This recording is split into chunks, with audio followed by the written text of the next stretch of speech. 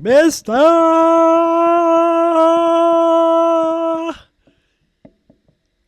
Canada.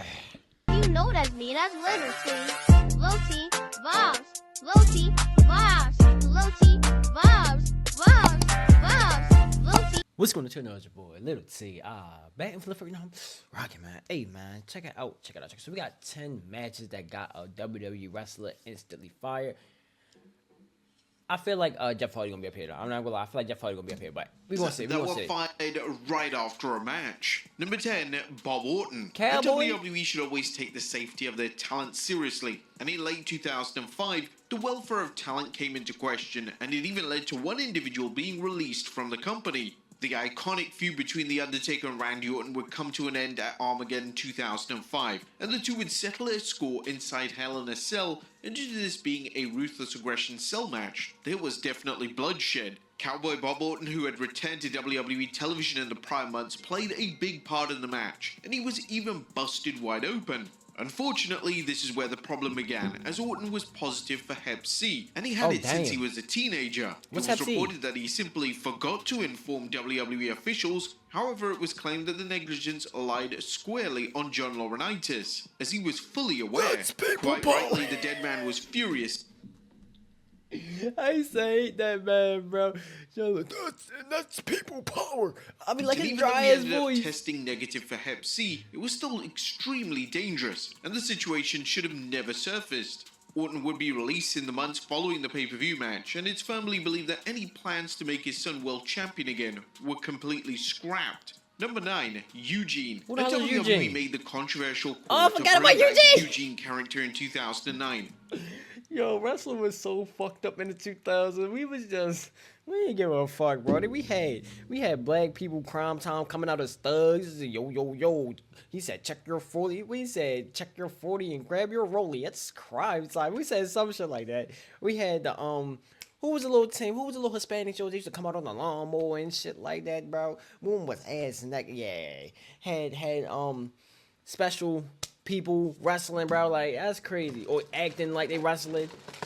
By the time he returned to the company, WWE were That's firmly crazy. cemented in the PG era. Bringing back such a risky character was going to lead to an influx of complaints. The storyline WWE decided on for his return was to book Eugene in a contract on a pole match versus the Calgary Kid, who That would was be The later Miz. revealed to be The Miz. Yeah, I remember that Eugene would match. lose the match, and this so happened to be his last WWE match ever. It was reported by various outlets that Vince McMahon took issue with Eugene's weight gain, and he was subsequently let go from his contract. That's the reason why you let him go, because of his weight gain. It couldn't be nothing else. Maybe the gimmick. You know, you feel me? That's a crazy gimmick to give someone, bro. Like, you gonna have him play a special ed person? It's crazy. Even WWE legend Randy Orton commented on the release, and this is what Orton had to say during a 2009 interview with the UK Sun. He came back 2 weeks ago and came in a little heavy from where management wanted him to come in. Nick is a good friend of mine. He pulls some strings to get his job back, and he comes back all overweight. So all in all, I'm a little upset right now with him.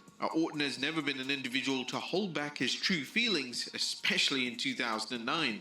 Number 8, Mr. Kennedy. Mr.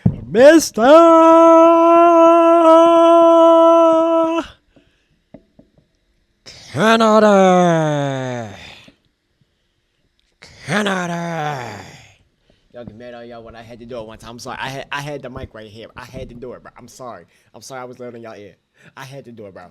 I had Mr. to. Kennedy was set for superstar That's in my WWE, shit, and bro. at one stage, WWE was strongly considering making I liked Kennedy the Mr. world Kennedy, champion. bro. Unfortunately, He was so an influx underrated. of injuries led to him missing a ton of TV time. When he eventually returned to WWE television in 2009, he would end up being fired immediately after a featured match on Raw. In the match, Kennedy would botch a back suplex on Randy Orton, and this absolutely enraged Orton, who proceeded to complain to WWE management, claiming that Kennedy was unsafe in the ring and he didn't want to work with him. According to Kennedy, in the I ain't even gonna lie. Randy like the John Cena of the 2000s, bro. Like, if John Cena say he ain't trying to work with somebody, I'm getting rid of yo. If Randy say he ain't trying to work with somebody, I'm getting rid of Triple H, Batista, definitely Undertaker. Yeah, I gotta get rid of you, bro. I'm sorry. They too big of a name to yeah. 2009 You feel interview me? with ESPN Radio, Orton jumped really hard and his neck never touched the mat. Randy jumped really hard. In wrestling, it's give and take. It was a matter of Yeah, but when either you I great, drop you him gonna on blame his other head people or I though. help him through this. His neck never even touched the mat, which makes me wonder why he even went to the trainer's room to get his neck taped up. He was Type so shit. injured that he went on to wrestle 3 nights in Mexico. Now, Oh, when Orton damn. heard Shots these comments, fired. Orton ran to the nearest internet message board and he decided to bring up Kennedy's wife. Oh, I whoa, honestly whoa, whoa. hope for his wife's sake that he can find something else he's marginally good at and earn a living. I know he really that was wants bald to head entertain, Randy. That was so good Demon luck, Randy. Ken. You're gonna need it. According to Kennedy, it wasn't just Orton who complained, as WWE's top star John Cena Yeah, also went you definitely the fuck out of there. Yeah. John and Randy complained about you. Yeah, you definitely. That's a wrap. Yeah, that's a wrap. to WWE That's a management, wrap. You might as well and pack your Vince McMahon bags. had no choice but to side with 2 of his biggest names. That's what I'm saying, So yeah, you Kennedy might was as well- let go. yeah. Number 7, Brad Maddox. John Cena, Randy One of Orton, the Mr. biggest Kennedy, stories in that ain't- 2015 that ain't related too to hard. the I WWE forgot about Brad release of Maddox. Brad Maddox. Maddox was working a dark match against R-Truth, and before the match, Maddox for some reason decided to call the live crowd cocky bricks. With WWE being a PG presentation, Vince McMahon was so livid that he immediately called for Maddox to be handed his release papers. According to Maddox, during an interview on the two-man Power Trip podcast, McMahon didn't even want to see Maddox, and he Damn. let Talent Relations handle the sudden release. It was because I call the Indianapolis crowd pricks. Yeah, I pricks guess is with crazy. Vince, that is a really bad word to him. I didn't think anything of it, and it's probably worse if you're from like New York in the 1950s, but I didn't think anything of it. Nah, And he pricks is did. crazy. And I got to talking to that night, Pricks is like and I calling got someone a sent cunt. home, and then they called me the next day and said that they decided to make the decision. I don't know why the decision was so harsh. No, I Bro, didn't real talk quick, what is a cunt? What is a cunt? I never knew what that was, bro. I'm gonna look it up later. Vince because he wouldn't see me. It was Talent Relations that came and reported what was coming out of his mouth. I tried to talk to him that night, and he didn't want to see me, so I didn't get a chance to defend myself. But when the story first surfaced, fans had split opinions. There were those fans that were sympathetic towards Maddox, however there was a strong portion of fans who questioned what on earth he was thinking by cursing on a PG show. Tight. Number 6, Kurt Angle. Kurt. Unlike the rest of the names on this list, Kurt Angle actually requested his release following a match in 2006. After I'm already Angle's watching match with ECW match, Sabu bro. on the ECW used to be brand, lit, bro. Angle went directly to Vince McMahon Yeah, after Sabu, a verbal back Kurt, and forth, Sandman. and he requested that Vince McMahon should fire him with immediate effect. Angle was in a lot of pain with nagging injuries, and he needed to get away from the heinous WWE schedule. Eventually, McMahon agreed, but it wasn't easy for McMahon, as Angle was one of his biggest names in the company, and he would subsequently release a statement.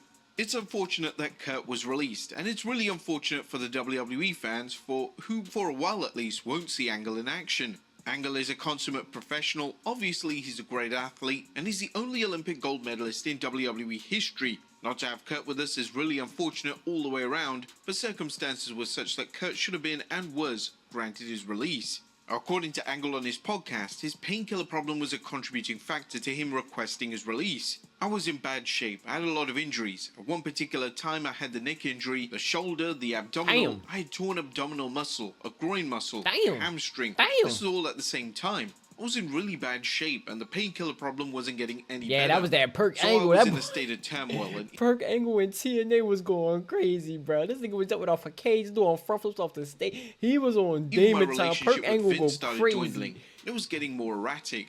I was, calling him, leaving him messages with threats. I felt out of control. I was at a bad point in my life. I just couldn't keep myself together. That's the main reason I left WWE in 2006. This was definitely the right call from Angle and WWE, as the wheels were truly coming off. And it's often been stated that Angle leaving when he did saved his pro wrestling career and Tight. possibly even his life. Tight. Number 5, The Ultimate Warrior.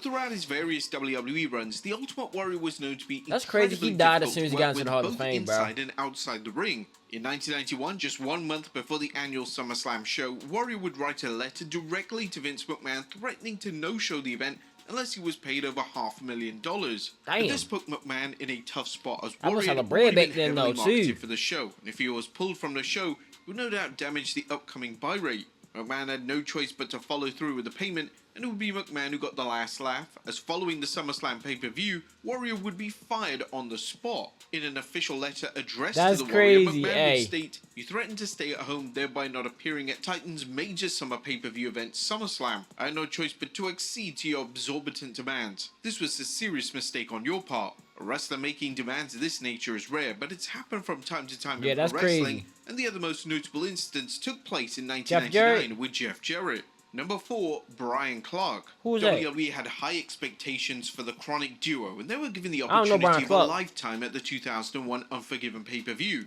The team, which consisted of Brian Clark and Brian Adams, was to face The Undertaker and Kane, and if this match went well, then there was no doubt that both men would be cemented in the tag division for many years to come. Ultimately, the match was a total and utter failure. The match exposed was both that bad? members of Chronic for not being at the level of fellow WWE stars, and it was obvious from his face that The Undertaker was utterly ashamed of the quality of the match. After the match, WWE made the executive call to send both men Boy, for I more ain't even training. gonna lie, bro. I ain't even gonna lie, bro. Wrestling really had me thinking that Undertaker and Kane was really brothers, bro. Like, on God, you couldn't tell me shit until I was like 17 that these two wasn't brothers, bro. Like, they really had me believing that these two was really brothers. Like, that's a good story. That's one of the best stories ever, bro. Quality of the match. After the match, WWE They just made look the like they brothers, executive same call to height, send same both men build, for more like- training, but when Clark refused, he was released from his WWE contract. WWE taking this type of action following a match isn't common, but they needed to act. The match was truly atrocious, and they needed to make a point that subpar in-ring work in 2001 just wasn't going to cut it. Number 3, Buff Bagwell. Although there was a portion of the fanbase that expected Buff Bagwell to have an epic run in WWE following his arrival in 2001. The problem was that although Buff Bagwell was unique and fairly decent in the ring, he had a notable attitude issue, and this wasn't going to work with WWE's locker room at this time. Bagwell's WWE run was a total bust, as Bagwell would just end up having one match on WWE television. That match was when Raw turned into WCW Nitro and was main evented by Bagwell versus Booker T. It resulted in one of the worst matches in Raw history. Damn. The match was flat, botch-filled, and the WWE audience had no interest in seeing a B-level WCW match in the same event slot of Raw. When the Type match was shit. so poorly received, WWE decided to let Bagwell go from his contract, with both his attitude issues and the Damn, horrendous that Booker match must have been being key terrible. contributing factors. I gotta watch that Now, match. in That match relation must to have been Booker T, he terrible. was said to be extremely well-liked backstage and had instantly connected with the locker room. Booker was given another chance, and his subsequent feuds with the likes of The Rock and Stone Cold Steve Austin were well received and showed the world that Booker T was going to be a WWE mainstay for the next few years. Number 2, Braun Strowman.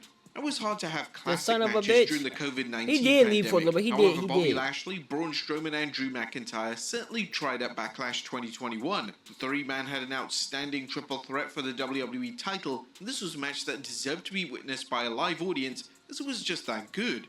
But in one of the most confusing moves of the COVID-19 era, it was formally announced just weeks after Backlash that Strowman had been fired. Strowman had gone from wrestling for the WWE title to being unemployed in a matter of weeks, and fans wanted answers. It For was real. reported that Strowman's release was a cost-saving measure, and Strowman was one of the highest-paid names on the WWE roster. Tight. Cutting main event-level talent was alarming, as it showed that nobody was safe from the chopping block. But thankfully it all turned out okay, as the following year Triple H would bring Strowman back into the fold, and he's been a regular on WWE programming ever since.